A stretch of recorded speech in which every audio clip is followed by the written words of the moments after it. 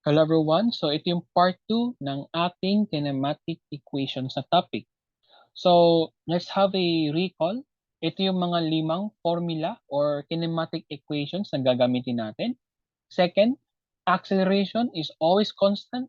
And third, ito yung mga definitions or descriptions tuloy. Let's just say ito yung mga meaning ng mga ibang variable such as VF as final velocity, BI as initial velocity, A as acceleration, T as time, D as displacement, and D as initial displacement. Okay. Then we try to figure out which one of the formulas we're going to use depending on a given variables and a required variable to find. Okay, katulad dito, since we have a given of final velocity, initial velocity, and time, tapos hinahanap natin si acceleration, therefore, we are going to use the first formula. Then on the second problem, on the given, we have the acceleration, displacement, and an initial velocity, tapos hinahanap natin si time. So we will use the fifth formula.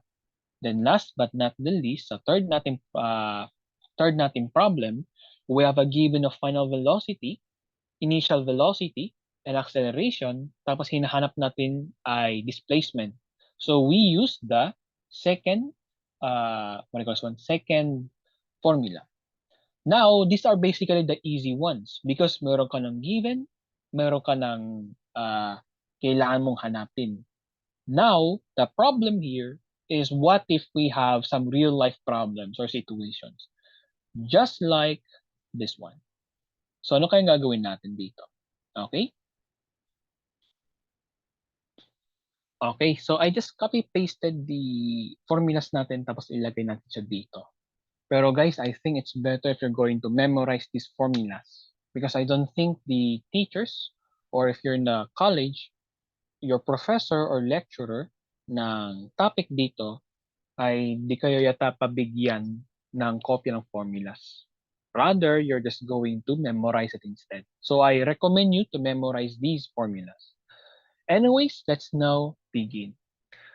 Dito, since kasi ano na to pang word problem na to, all you need to do is to be very careful. Okay, like be very careful sa problema. Ano yung final velocity mo? Ano yung initial velocity mo rito? What is the acceleration here? O kaya, better question, ano yung mga given mo dito? Ano yung hinahanap mo rito? So on and so forth. Let's try to use this problem as an example. A car drove 20 meters within 10 minutes with an initial velocity of 6 meters per second. What would be the final velocity of the car after 10 minutes? So, anong dapat natin gawin? First, we must write the given. Okay? Ano yung meron dito? Sabi daw, a car drove 20 meters within 10 minutes. So, meron tayong displacement. Okay? So, let's put here D as 20 meters. Okay? And at that time, it achieved 10 minutes. So, meron kang time ng 10 minutes na duration. Okay? So, in 20 meters, ang duration nun ay 10 minutes. Tapos, meron kang initial velocity na 6 meters per second. Okay. Then you have the final tuloy. Then you have the required na hanapin mo, which is the final velocity. Okay? So, ilagay natin dito, required or kailangan mong hanapin ay si final velocity after 10 minutes. Okay? So, dito, you have the given and you have the required variable na hanapin mo. So, before you proceed in picking which one of the formulas na gagamitin mo, the very recommended or advisable na gagawin mo is try to draw. Gawa ka ng sketch or diagram. Okay? So, for me, I will do the same thing. Okay? Kunwari, we have point A. Okay? Tapos, andito si point B. Kunwari lang Let A and B be the points. Okay? So, dito, from point A, going to point B, you achieve 20 meters na displacement. Okay? Then, total duration nito ay 10 minutes. Okay? 10 minutes ang duration. Okay. Tapos, sabi daw, you have an initial velocity. Ang initial velocity, ibig sabihin nun, starting velocity mo. So, yung starting velocity mo ay 6 meter per second. Ngayon, ang final velocity, which is ito yung nasa pinakadulo. Okay? So, this one, from point A to point B, you've reached 20 meters within 10 minutes. So, ano kaya yung magiging final velocity mo once you've reached 10 minutes or after 10 minutes? So, dito talaga, as in sakto sa point B. So, yun. Okay. So, now, after we sketch it, now let's figure out which one of the formula ang gagamitin mo dito. So, was it the first one, the second one, the third one, the fourth one, or the fifth one? So to answer your question, it's actually the third one. Ito yun. Ito yung gagamitin nating formula. The third one. Wait lang nga. I'm just gonna mark it as a check. Yan. Ito. So why not the first or the other formulas? Yung first formula, okay, pero wala kang displacement. Okay. And wala kang acceleration dito. Meron lang is meron kang initial velocity. Okay, yun lang yung meron mo. Okay? Tapos, hanapin mo nga si final velocity, di ba? But, you do not have the acceleration. Tapos, ang given mo pa ay si displacement. So, hindi pwede si first. Second formula naman, okay na to eh, actually. Kaso, ang problema is that ang meron ka nga lang is meron kang initial na velocity. Tapos meron kang D. Okay. Kaso wala kang acceleration. Tapos ang hanapin mo pa si VF. And not to mention, you have a given time na 10 minutes. So hindi pwede si second formula. Third tuloy. Fourth formula, okay na rin to. Problema, walang variable na VF. Okay? Meron kang ang D, meron kang ang T, at meron kang VI, kaso wala kang acceleration, and ang hanapin mo rito ay si VF. And almost the same na rin sa explanation, sa fifth nating formula, you have the D, you have the T, you have the VI, pero wala kang A, wala kang DI, and ang hanapin natin dito ay si VF, di ba? Or final velocity. So not useful itong mga equations na to. So we will use the third equation or formula. So ibura ko lang tong drawing. Let me just erase this one. Okay. So let's use this formula, which is D is equal to quantity VF plus VI all over 2 times T. Okay. So let's substitute. You have 20 meters is equal to quantity VF plus 6 meters per second. Wait lang VF. Ayan. All over 2 times T. Okay. So hanapin natin dito si VF. Ay, si T pala. I forgot. Sorry. Si T pala ay 10 minutes. Okay. Ngayon, you see, mukhang may problema tayo dito. Bakit kaya? I mean, actually, okay na to eh. It's easy. We can just find the VF, right? So what's the problem? Problem is the units. You see, ang velocity, anong SI unit niya, standard unit niya? Di ba meters per second? Meters, saan to ginagamit itong meters? Di ba for the length? And to relate it dito sa problem, length of a displacement, di ba? S is basically what? Seconds, right? Seconds. So dito, It's about time. Okay? Ngayon, if you're going to take a look, si 10 minutes, yung units niya ay minutes. So what's the problem here? The problem here is that dapat magkaparehas ang units. Tama, dapat magkaparehas ang units sa given nating time.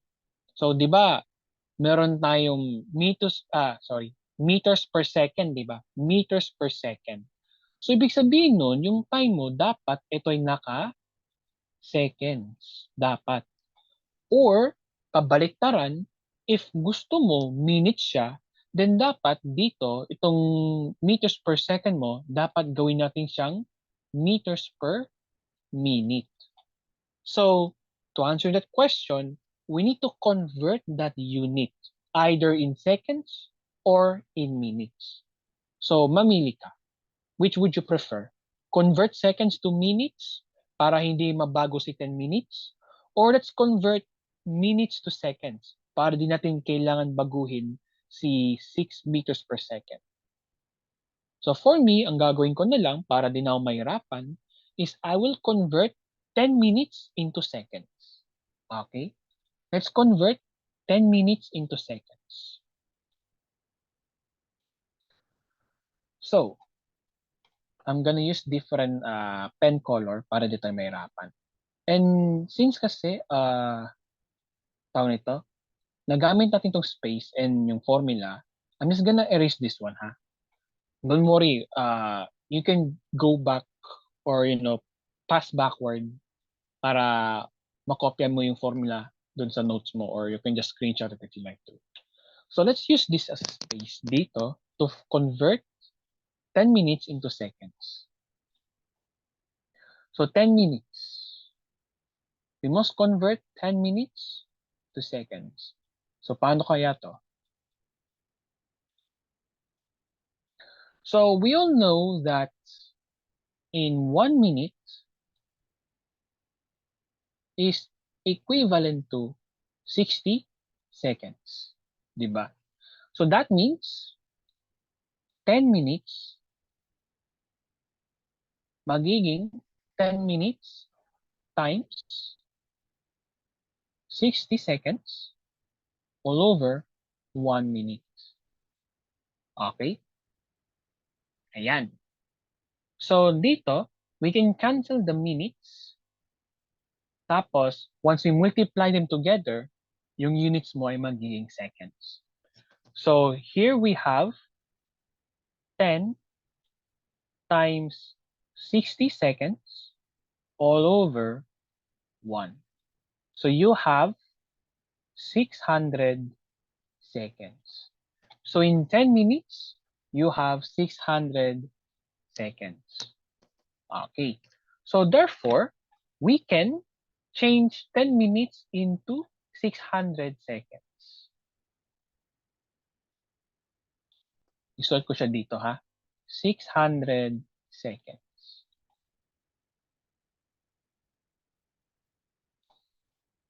Wait lang, i-ayos ko lang to. Ayan. So that's it. So you have meter per second, tapos yung time mo ay naka-seconds din. So we are now good to go. So we can now find the problem dito. So dito, I can actually simplify the equation here. Di ba meron kang 2 sa baba and meron kang 600 dito. I can simplify them. I can make 2 as 1 and ito maging 300 siya. Bakit kaya? Bakit kaya?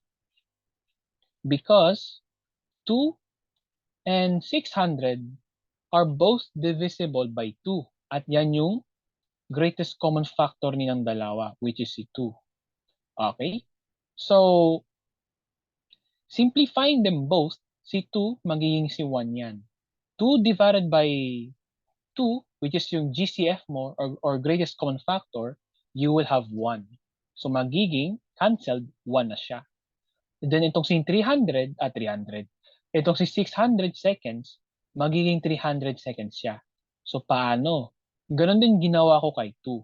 I divide 600 seconds, wait lang, I divide 600 seconds by 2. which is yung GCF nila. So 600 divided by 2 is 300 seconds. So we have 300 seconds. So dahil dito, meron ka ng given na 20 meters is equal to quantity VF plus 6 meters per second times 300 seconds. Yun yung magiging resulta natin. Let me just erase this one.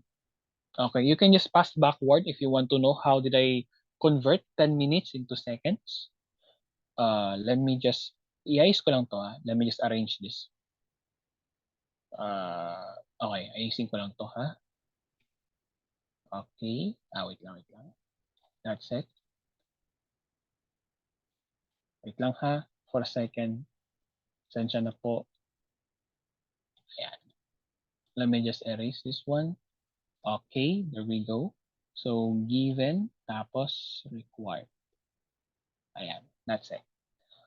So, let's now continue. Hanapin natin si final velocity. So, i-distribute natin to, itong si 300 seconds sa parenthesis dito.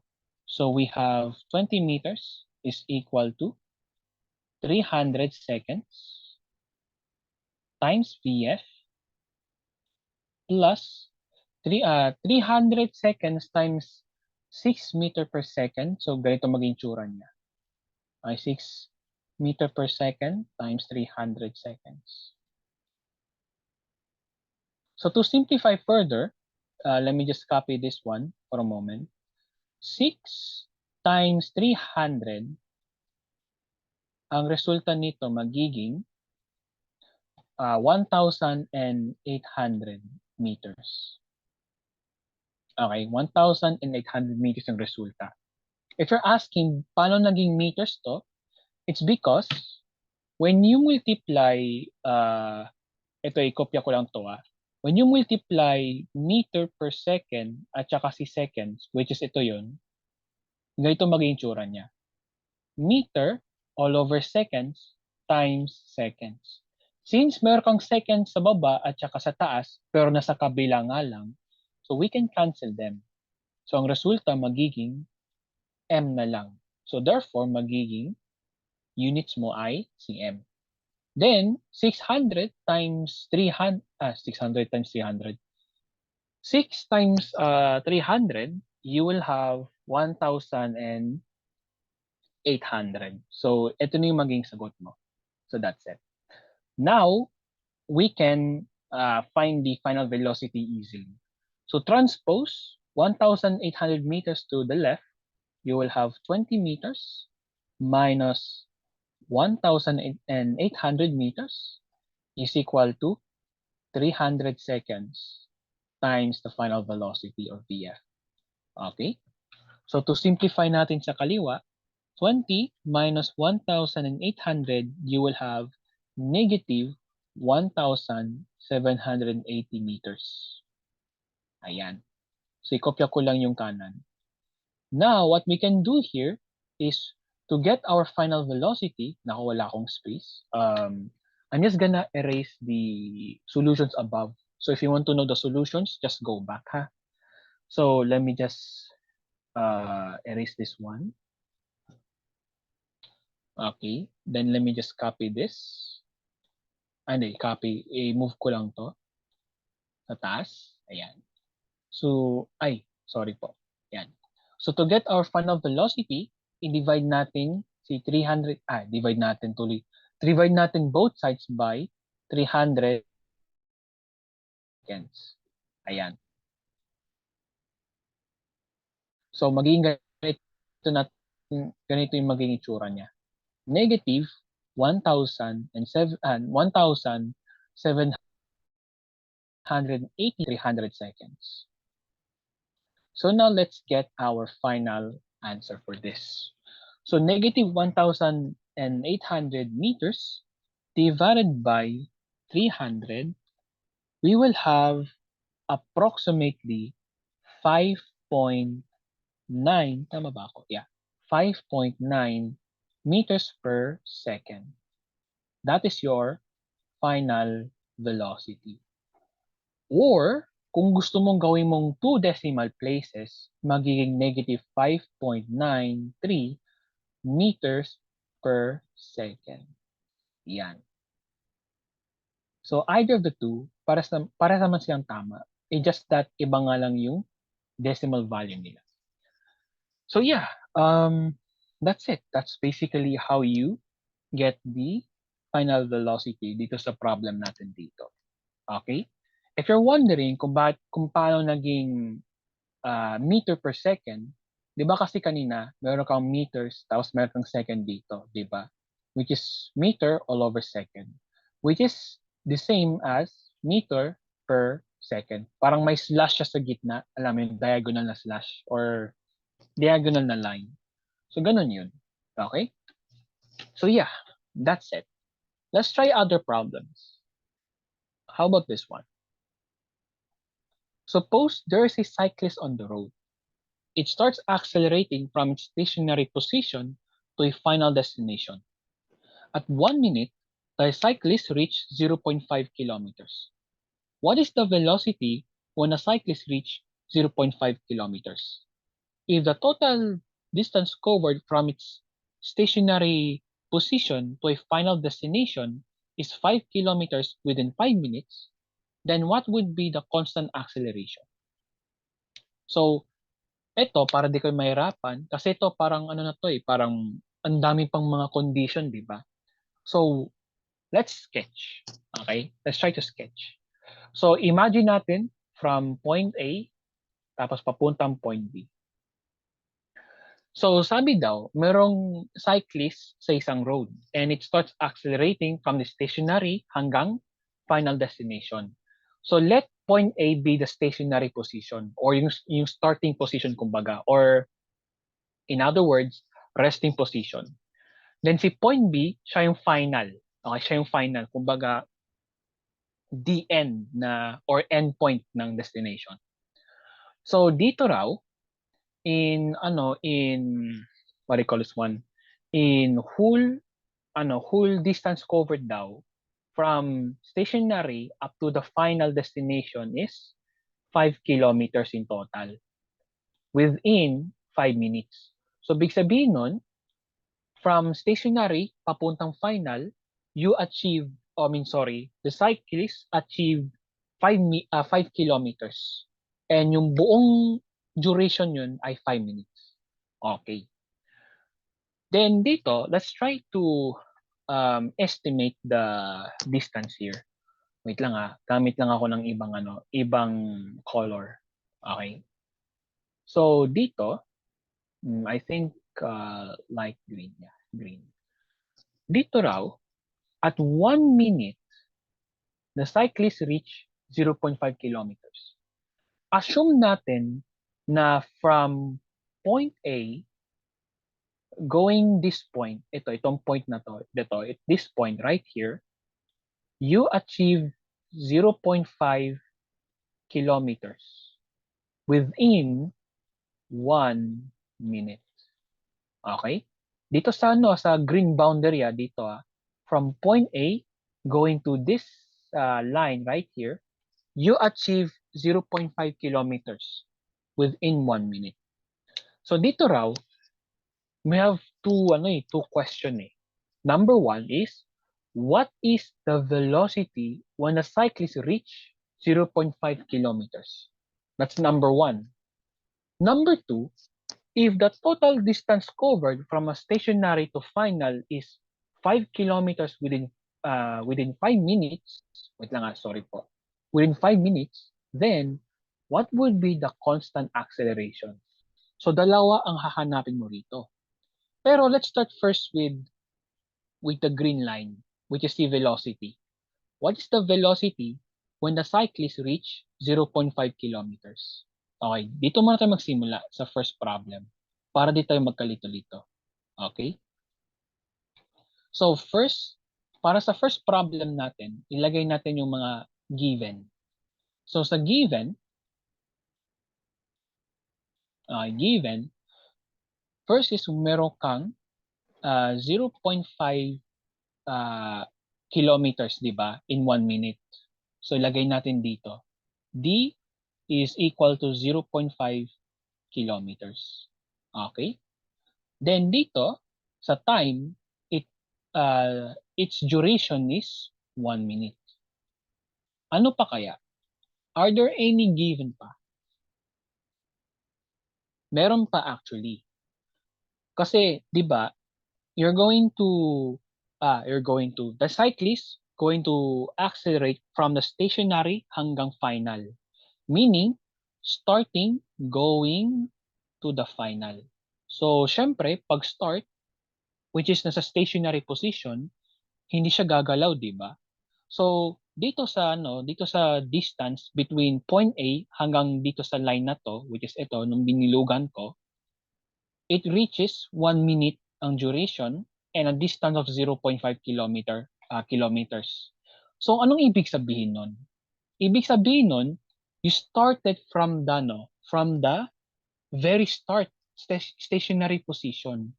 In other words, meron kang initial velocity na 0. Kasi kapag nasa stationary position ka nagsimula, which is sa point A, ibig sabihin nun, yung initial velocity mo ay 0. Kasi in a stationary position, hindi ka pa gumagalaw. So therefore, 0 ka. Okay, your initial velocity is 0. So ano pa? The answer is yun lang. Yun yung given. Ngayon, ang required is hanapin mo yung wait lang, isulat ko lang dito Ang required is hanapin mo yung final velocity. Okay? You're going to find the final velocity. So, which one of these formulas ay gagamitin mo? Ay, sorry. Wait lang Let me just copy-paste again the equations. Wait lang. I think nandito na eh. Ayan. Sorry Lagay ko siya dito. Dito. Ayan. Okay. Dito ko siya ilagay. I-clean ko na lang. Okay. So, going back, which one of the formulas ay gagamitin mo? Is it the first, the second, third, fourth, or the fifth formula? So, since meron tayong displacement na si 0.5 kilometers, then meron tayong time na 1 minute, then meron tayong initial velocity na 0. Therefore, we can use the third formula. Kasi dito sa third formula, meron kang displacement, which is 0.5 kilometers. Meron kang final velocity na hinahanap, di ba? Then meron kang initial velocity na 0. Then you have time na 1 minute. So, pwede natin itong gamitin. So, your D is equal to quantity VF plus VI all over 2 times quantity times T. Ayan. Okay. So let's substitute. You have 0.5 kilometers is equal to VF plus 0 all over 2 times 1 minute. Okay, 1 minute. So, let's now find the VF here. So since kasi meron kang VF plus 0, pwede ko tong isulat as 0.5 kilometers is equal to VF all over 2. Kasi VF plus 0 is VF. Okay? So VF all over 2 maging resulta dito. Then, times 1 minute. I can remove the parenthesis here. Okay, pwede ko naman tanggalin yung parenthesis dito. Okay? As long as one of them is naka-parenthesis siya, okay na yun para sa akin. It's still valid pa rin yun. So, dito, pwede ako mag-cross multiply.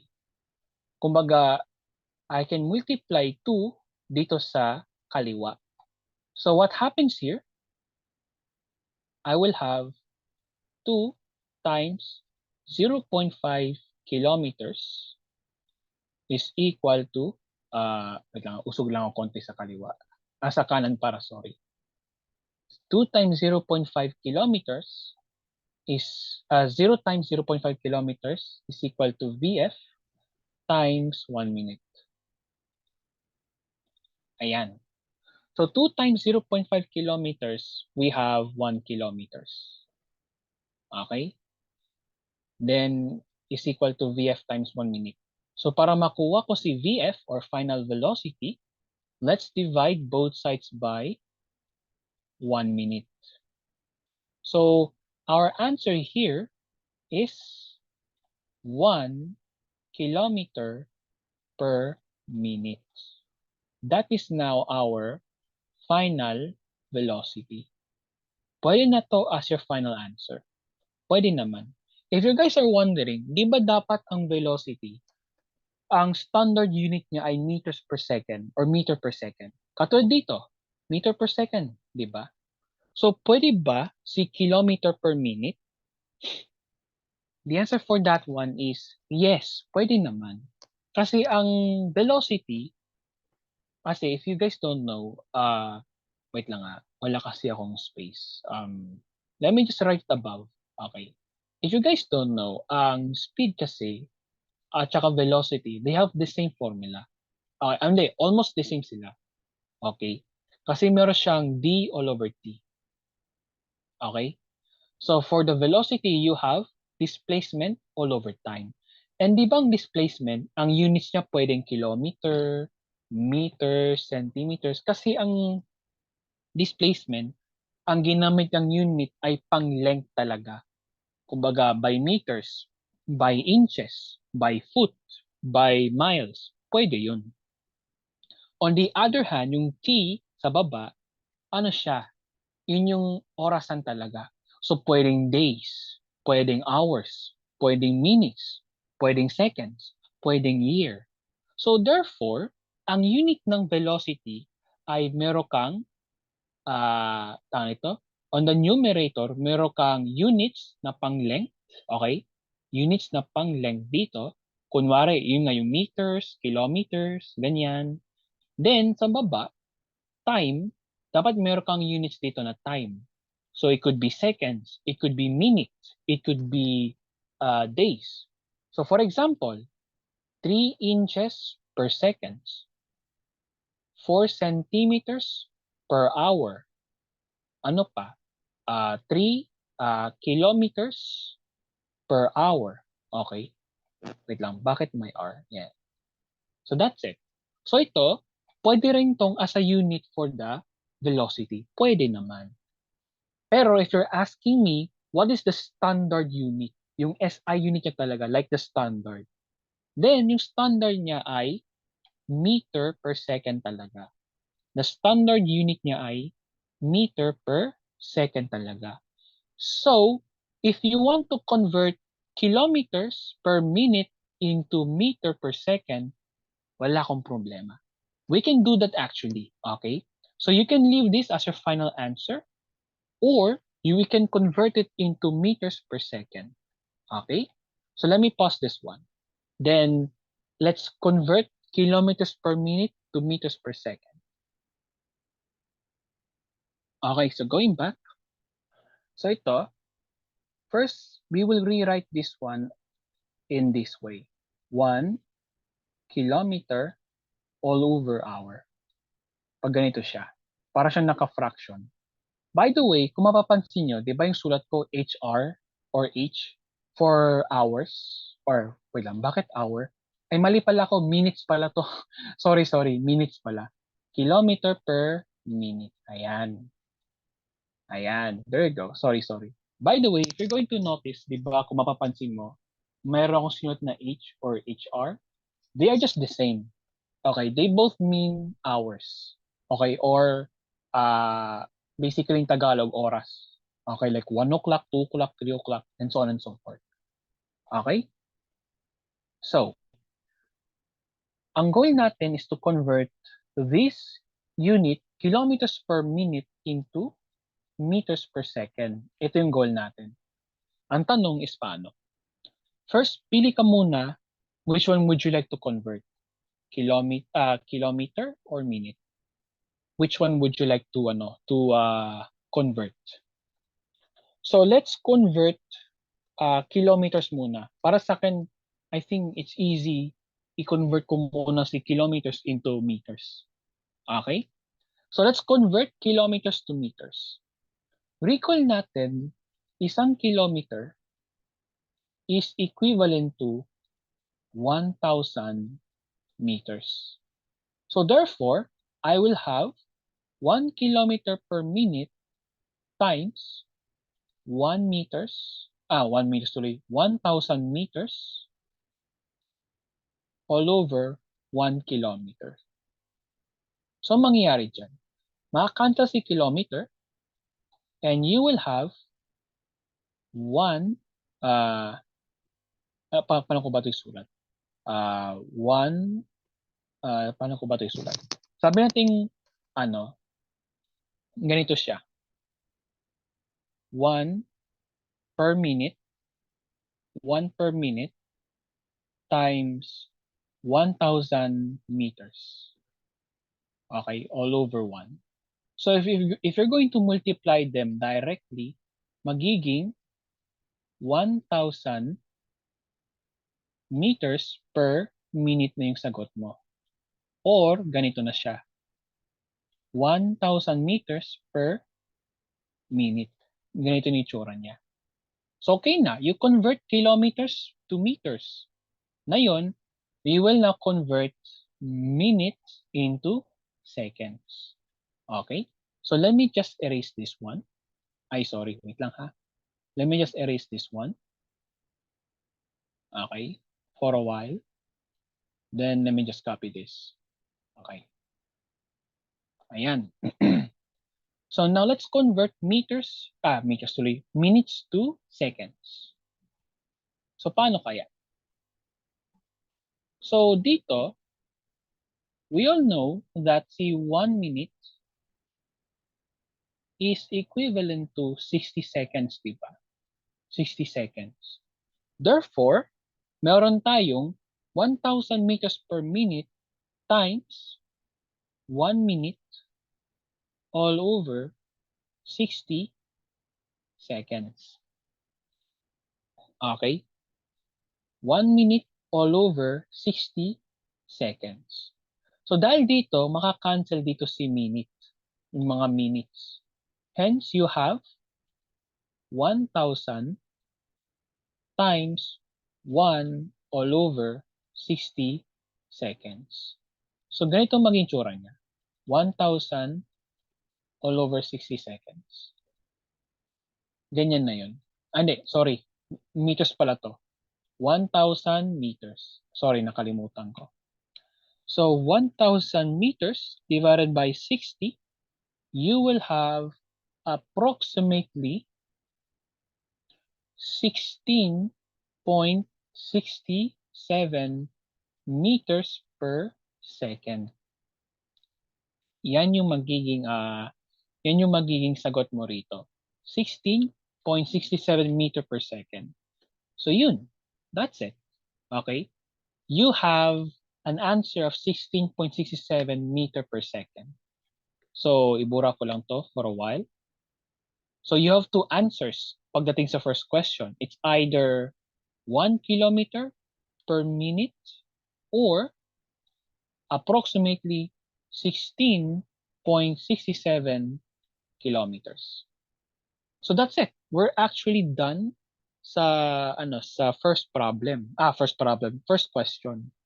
Ngayon, ang second question natin is ito yung naka-blue line.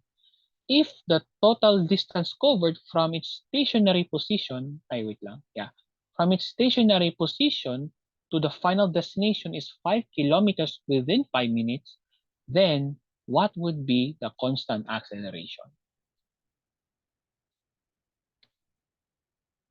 Okay, so I made some arrangements para di tayo mahirapan. So now let's answer the second problem. Okay. If the total distance covered from its stationary position to the final destination is 5 kilometers within 5 minutes, then what would be the constant acceleration? So let's put the given here. Okay? Lagay natin dito yung given. Una, we have the total distance covered from the stationary up to the final, which is the 5 kilometers, diba? So you have the displacement of 5 kilometers. Then, within that range, you achieve 5 minutes. Okay? Yun yung total duration mo. Okay, 5 minutes. So ano pa kaya? Since kasi, we're talking about total distance, so meaning from the starting to the finish. Yung starting mo kasi ay stationary position, meaning hindi ka pa gumagalaw. So therefore, we can include the initial velocity mo rito na 0. Okay, 0. Okay. So, that's it. Yun lang yun. Now, our required, which is yung hahanapin natin dito, ay walang iba kundi si acceleration, constant acceleration. Ito yun. So, what would be now the formula? Okay? Ang formula na gagamitin natin dito ay walang iba kundi yung fourth formula. Okay? Fourth formula gagamitin natin dito. Since meron kang displacement na 5 kilometers, you have a minute na 5 minutes. You have a time na 5 minutes. Tapos meron kang initial velocity na 0. And meron kang variable dun na acceleration na hahanapin mo. Okay? Pwede sana yung fifth formula, which is ito, kaso kailangan mo lang ng initial displacement. Pero wala kang initial displacement, so you will use the fourth formula. Okay? So we will use the fourth formula, kakasabi ko lang. So, ibura ko tong, I was gonna erase the sketching ha. Naibura ko na to already. So, yeah, ano pa? Tapos ito, i-clear ko lang to for the sake of the space na rin. Okay? So, i-copy ko yung formula na gagamitin natin. D is equal to 1 half AT squared plus VI times T. So, your D here is 5 kilometers is equal to 1 half times A, which is yung hinahanap natin. Tapos yung T mo ay si 5 minutes. So, ilagay natin dito, 5 minutes. Tapos lagay natin dito squared. O, yung initial velocity mo ay 0. Tapos yung T mo ay si 5 minutes din. And, as you can see, if you remember the first video I made about this one, meron kasing may problem dun. Tapos merong tayong solution na 0 times something, if I remember it. Anything multiplied by 0 is 0. So, ibig sabihin nun, 0 times 5 is 0. Or in other words, wala na to. Okay? Cancel na to. Kasi 0 times anything is 0. So, wala na to. Okay? Ito na lang yung magiging formula mo. So, now, let's solve. Ito, I can cross-multiply. Since kasi meron akong denominator ng 2, I can multiply it on the left. So, meron tayong 2 times 5 kilometers. Tapos, meron tayong 1 times A. Or just basically A na lang. Kasi 1 times A is just A. Magkapares lang naman yun eh. Nothing change. Okay? So, magiging A times 5 minutes squared. So, ibig sabihin nun, i-square natin si 5 minutes. So, ang square ng 5 minutes is 25 minutes squared. Ayan. Okay. So, now to get our acceleration, we will, i-multiply ko muna yung kaliwa. Okay? Sorry, I forgot. So, 2 times 5 kilometers, we will have 10 kilometers. Ayan. So, to find now our acceleration, we will divide both sides by 25 minutes squared. Ayan. So, 25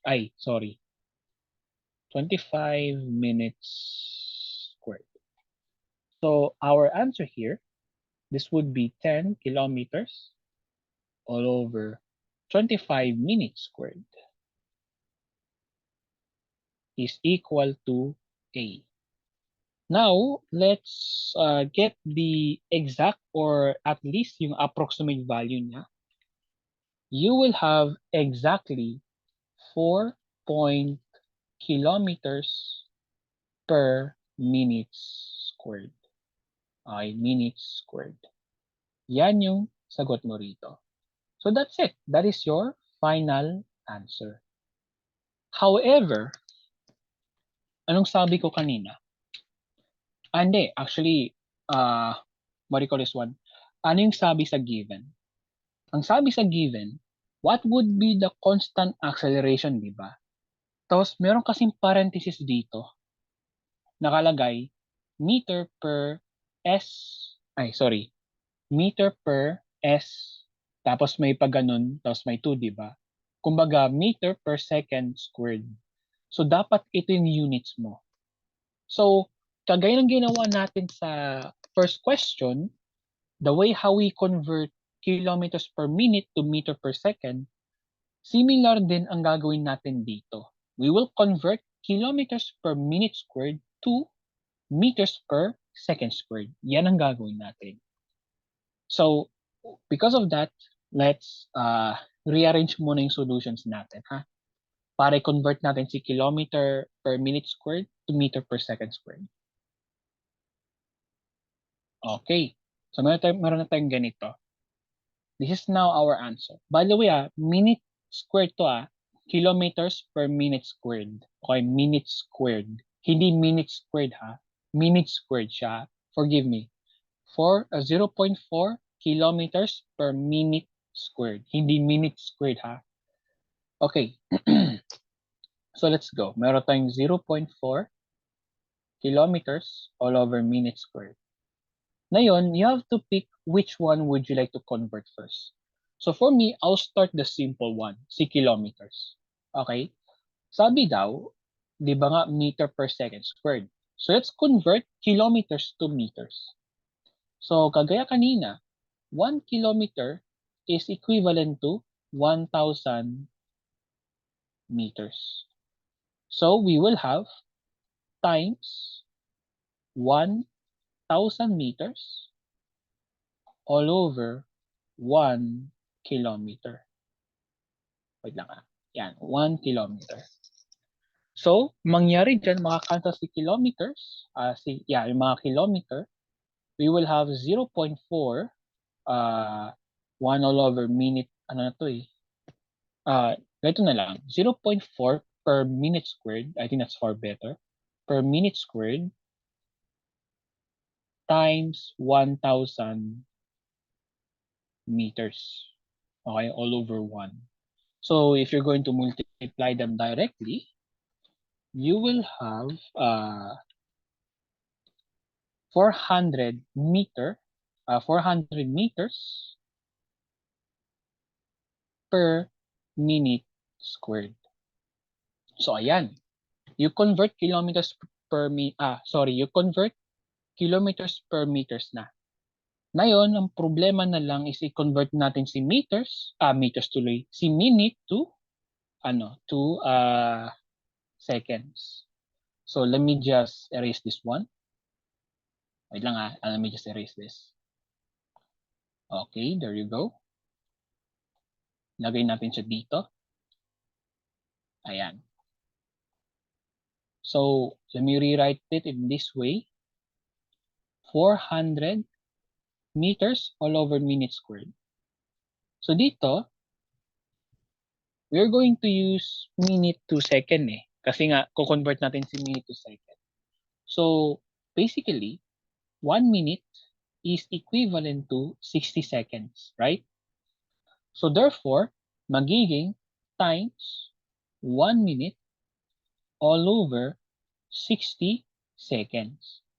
Pero the problem here is that naka-square si minute. Okay, naka-square siya. So that means dapat naka-square itong fraction na to. Okay? Bakit ulit naka-square dapat itong fraction na si 1 minute all over 60 seconds? Kasi kapag magko-convert ka ng units ng naka-square, which is ito, may minute squared ka. Therefore, dito, dapat naka-square din sila. Okay? So, si minute naka-square, dapat yung imumultiply mo rin ay naka-square din sila, both sides. So, what will happen kapag naka-square sila? So, you will have 400 meters per minute squared. Wait lang ha. Per minute squared times 1 minute squared. Ang square ng minute ay minute squared eh. All over, I think this is 3,600. Yeah, tama ko. This is 3,600 seconds squared. Ayan. So now we can cancel minute squared on both sides. Ngayon, meron na tayong 400 meters times 1 all over 3,600 seconds squared.